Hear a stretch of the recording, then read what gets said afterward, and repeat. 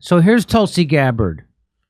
So Tulsi Gabbard has this to say about the persecution, the political prosecution of Donald Trump and his political organization. No, we're no fans of Donald Trump at this show at all. But what we try to remind people is the same thing they did to Tulsi, because she went against the establishment and the war machine. As she was serving as an officer in those foreign wars, those illegal foreign wars, as she was serving in them, they called her a Russian.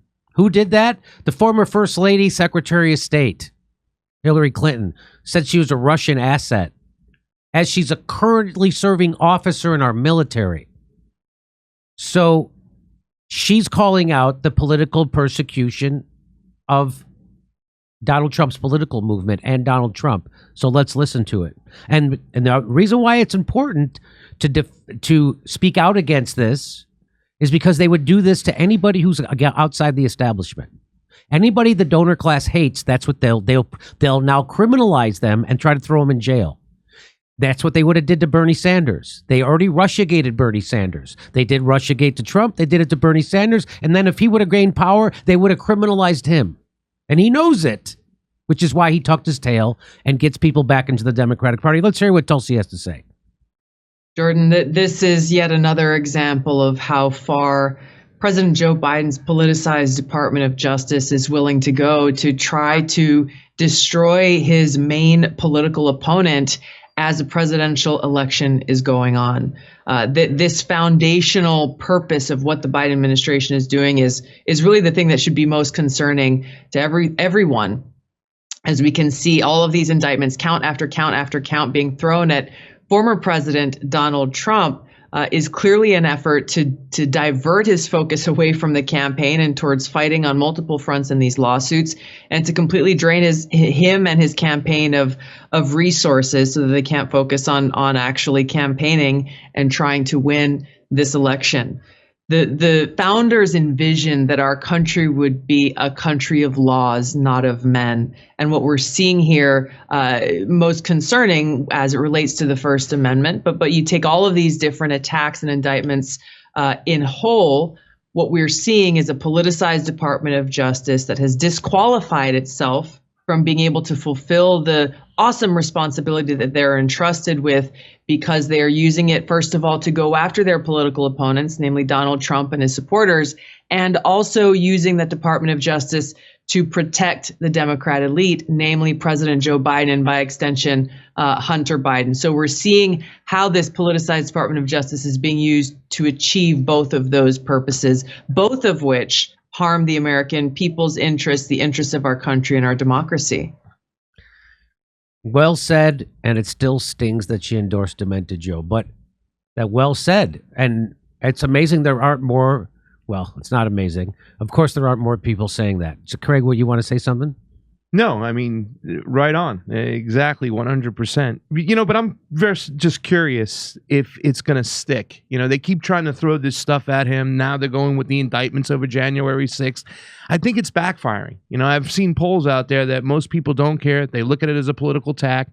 And it's just going to lift up Trump even more. And, that's the curious part. The part that's hitting my brain is like, are they doing this on purpose to lift Donald Trump up? Or do they really just don't want him to run whatsoever?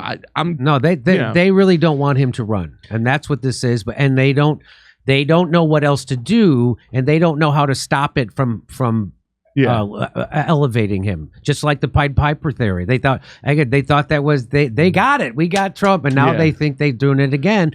But it's going to back. And Glenn Greenwald said that they're playing with fire, and it is, and it looks like it probably will backfire on them because half the country sees exactly what this is. Yeah. At least half the country, right? I mean, let's remember the Democrats are only about 26% of the voting electorate. So same thing with the Republicans. Yeah.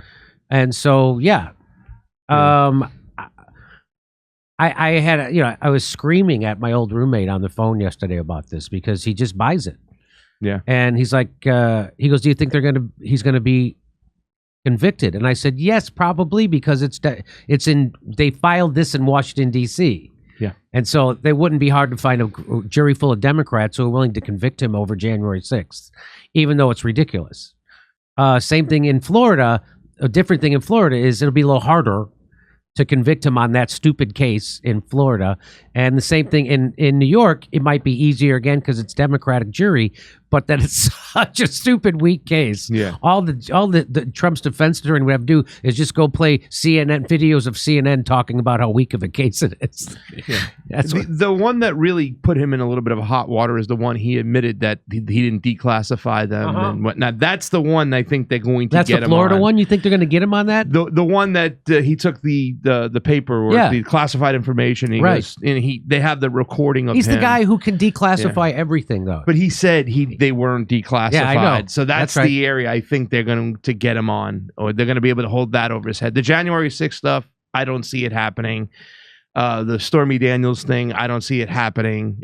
That's the one he's got to watch out for, And nonetheless, like you said, he's allowed to declassify anything. And what he's declassified, or what he was talking about not going to war, being pushed to war, is the crazy part that people aren't paying attention to. So, the declassified documents, he found out that he was being lied to about war. And that's the real scandal. But of course, they want to make it that Trump's committing a crime because he wouldn't warmonger. Come see our live shows. We're going to be in Chicago, Rosemont, Las Vegas, Salt Lake City, New York City, Pottstown, Pennsylvania, Stamford, Toronto, Toledo, Detroit, St. Louis, and more. Go to jimmydore.com for a link for those tickets.